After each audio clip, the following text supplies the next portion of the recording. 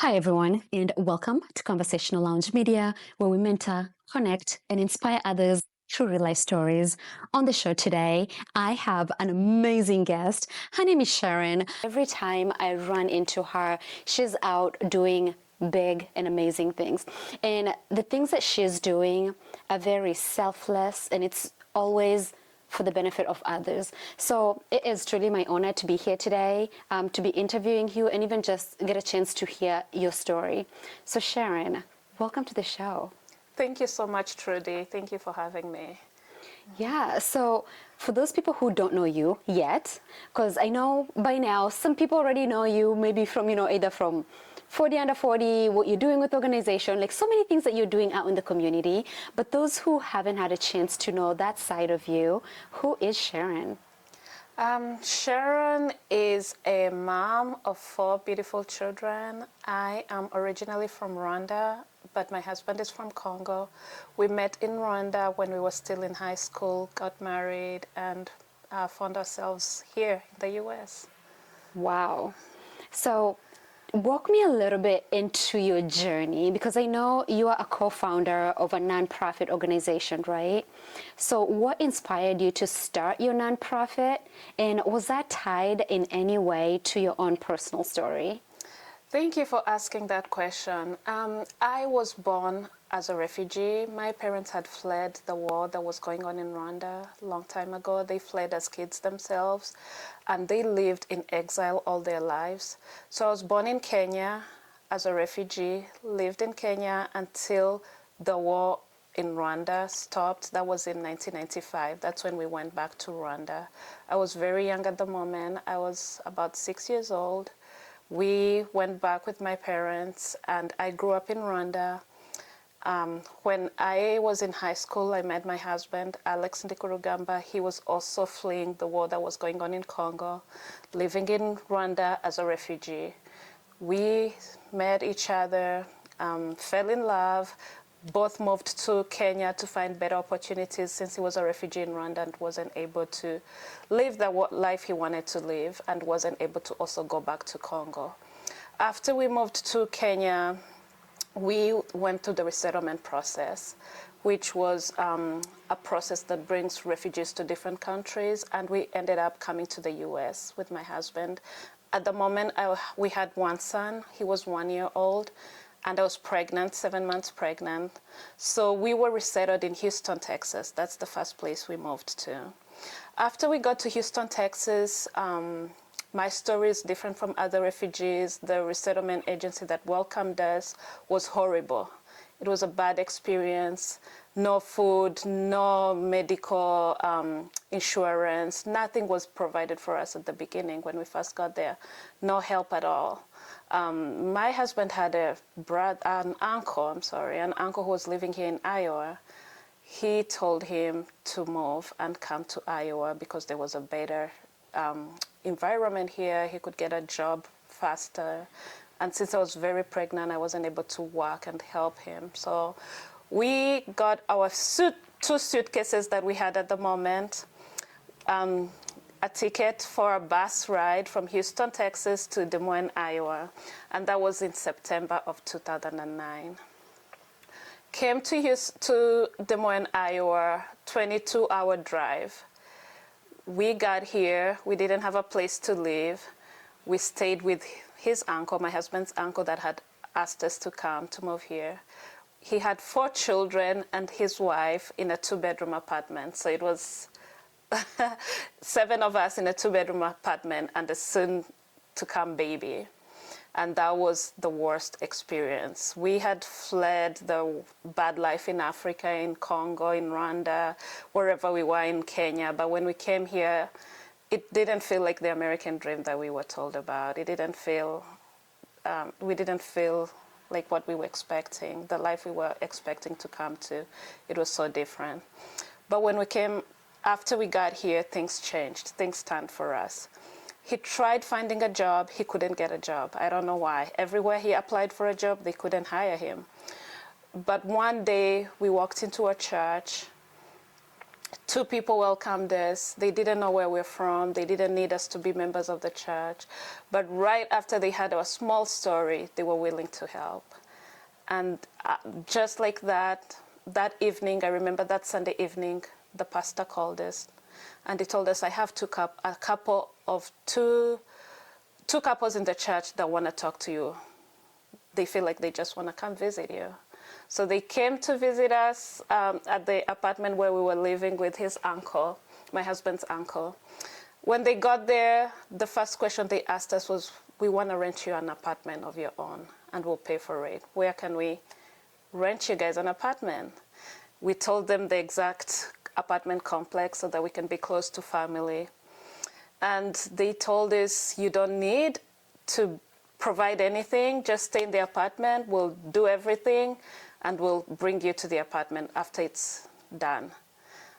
That Tuesday, that same week, next week on Tuesday, they brought us into a fully furnished apartment that they had put everything that we might need.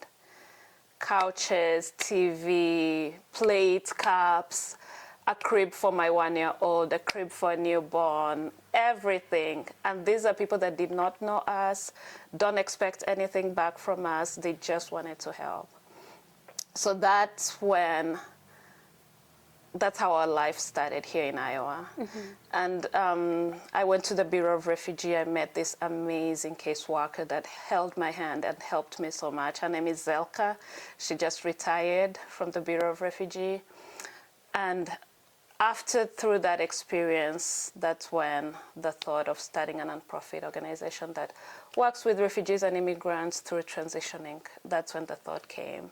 And I met Ima, and together we talked about our experiences and how the people in the community were suffering.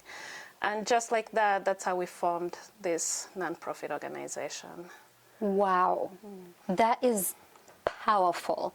It is very powerful because it's a lot of different things that are taking place through your life, right? First, you're the one right in the heat of it. You're going through it. You're going through, this war. There's refugees. You're moving from country to country to country.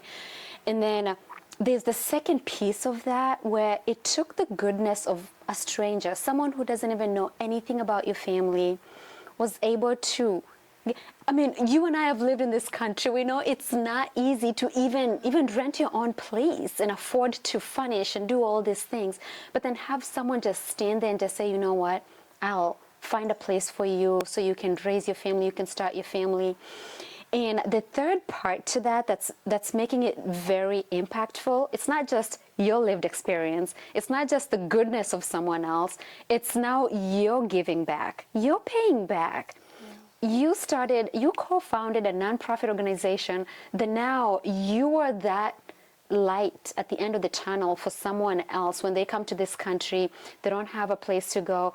Sharon, you're there and you're guiding them and you're opening doors for them, and and I'm getting goosebumps because wow. And it just speaks so much to the kind of person that you are. The fact that you can take your own journey and really take it to the next level where you didn't just help one family. You started an entire organization so you can help families and families and families as they're coming in. Yeah. Wow. So now I want you to tell me more about your organization. So what exactly do you guys do? Going back to what you just said, I feel like it's a debt I owe to do what somebody did for me at the beginning. How can we not provide that help? That's what we've thought about closing the organization so many times.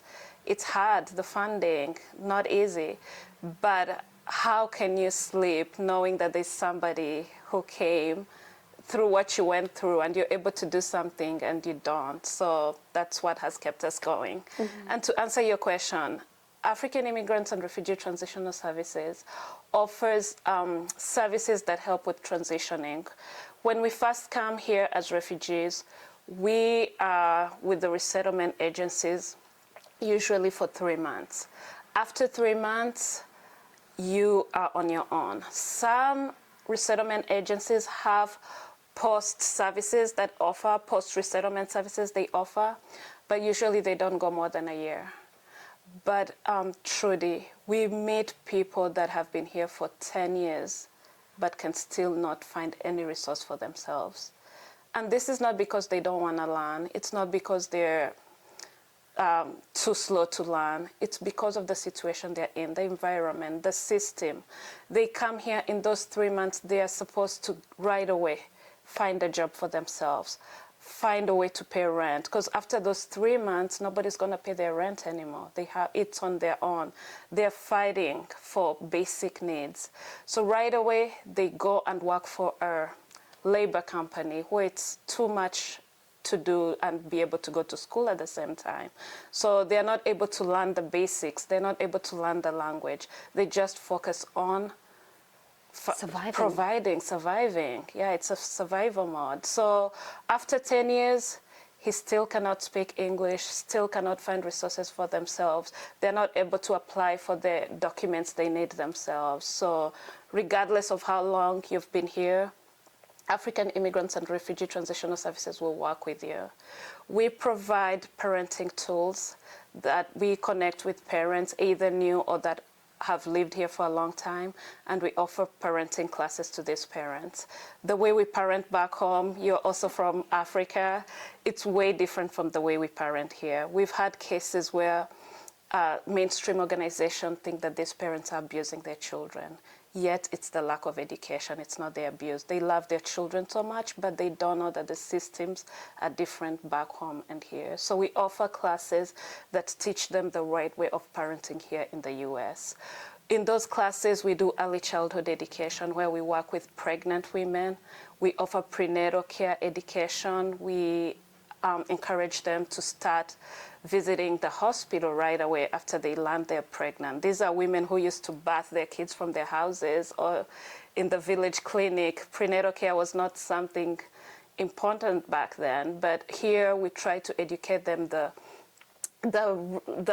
best ways to get this care they need, the best places to go. We find the right OBGYN for them who will provide interpretation, who is close to where they live. Most of them don't have even cars to go there. So some walk to the clinic. So we try to find them the right place next to them. We do baby showers for these women who are not able to provide for the babies they're going to have. So we do baby showers for them. We speak at different baby showers. And for those that we do baby showers for, we connect them with different resources that will provide them with the basic needs they need. Car seat, diapers, at least for the first months after they have the baby. Mm-hmm. This project is funded by United Way of Central Iowa. The other project we have is the Elderly Project, where we work with people who are 65 years and older.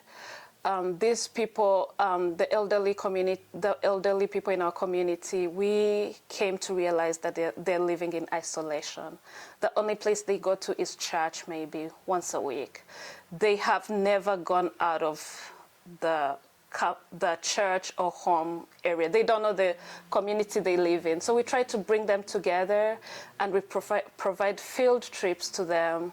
Last week we went to the zoo with them and it was so much fun just seeing how happy they were being outside together, socializing, visiting different things that they have never seen before.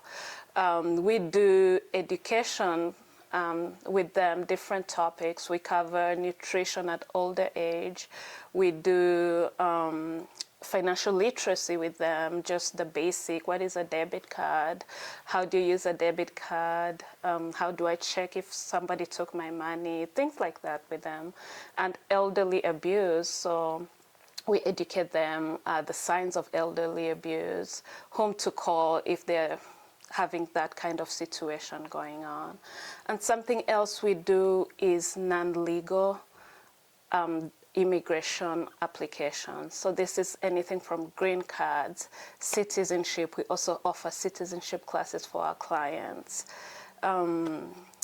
travel documents, and anything that doesn't require a representation of a lawyer. We do resource referral. We refer them to other resources that we might not be able to do for them at the moment, but we partner with different organizations where they can get the help they need.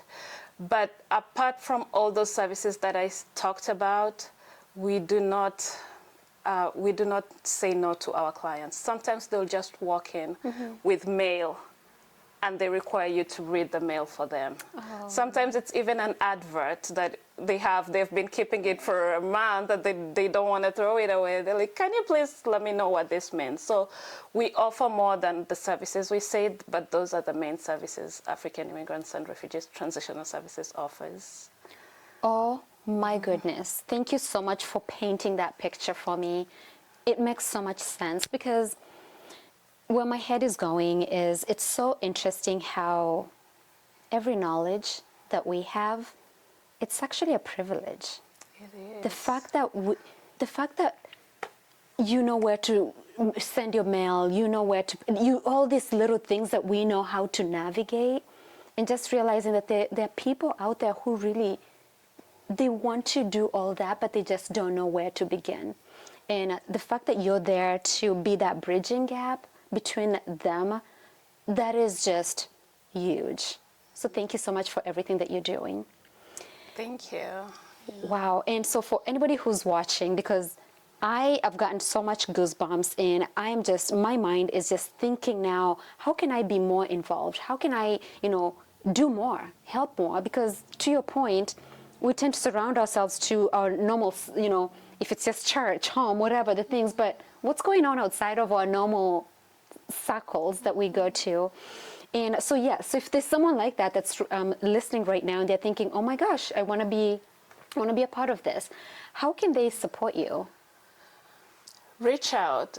We have different ways that you can support, and sometimes we think supporting is writing a big check or doing a big act, but even giving a ride to these people that don't have a ride to their hospital appointment, providing anything that they may need at the moment, that's just the simple act that you can do, anything that you can do.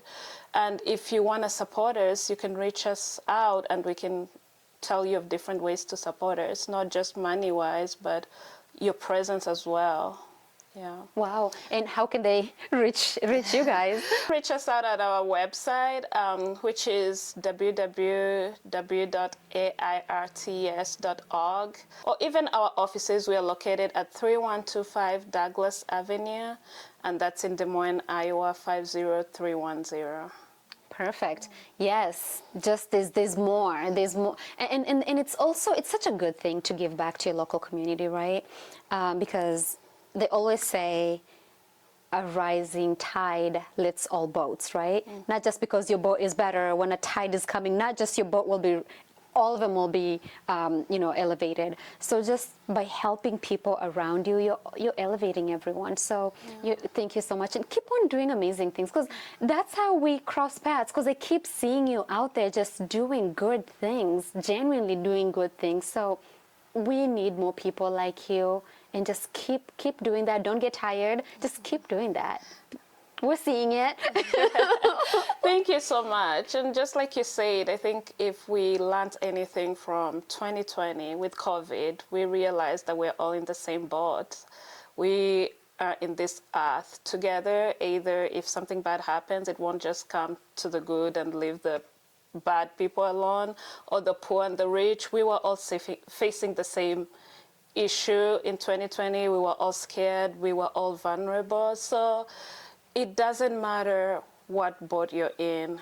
You need your neighbor. Mm-hmm. So we need each other as a community. Absolutely. And if someone's watching and they're inspired by your story, what word of advice would you give them, or just a word of encouragement? I don't know what you're going through. That's for the word of encouragement. I don't know what you're going through, but always remember there's somebody going through worse than you're going through. So sometimes we're so privileged that we are complaining about the simple things, yet there's somebody who wishes to have what you have or be in your shoes. So regardless of what you're going in at the moment, remember there's somebody who wishes to be in your place. For the word of advice, just like I said, you don't have to do big. You don't have to be a big act, to do a big act, but just the simple things you do. Going back to my story, when those people helped us find our first apartment, I remember the first Christmas tree they bought for us. It was during Christmas time, by the way. They brought a $20 Christmas tree, but that was the best Christmas tree I've ever had. I still remember about that Christmas tree. So it's not about a big act. It's about the simple things you do. So regardless of how much you're able to, just go out there and make a difference. It will make a difference in someone else's life at the moment. Wow. Wow, wow, wow. Is there anything that I didn't get a chance to ask you today, but you feel like it's important for your audience to know? The only thing that I would like to talk about is the fundraising that we have that's coming up. You're all welcome to come and be part of our event. It's going to be a fun-filled night, and you'll learn more about what we do. You'll get to meet the clients that we've helped throughout the journey, and just be there and support us so that we can be able to support the people we serve in our communities. Wow. Thank you so much for sharing your story today, talking a little bit about your organization, and even encouraging us while you're at it. So thank you so much, Sharon. Thank you so much for having me, Trudy. This was great. Absolutely. And everybody who's watching at home, I hope Sharon's message spoke to you or someone that you know. And if it did, please don't be afraid to share this message. Spread the word. And if we do that, we can inspire others one story at a time. And if you haven't already, I don't know what you're still waiting for. Go to YouTube, subscribe to Conversations with Trudy, and be a part of the most inspirational network in town. Until next time, have a wonderful day.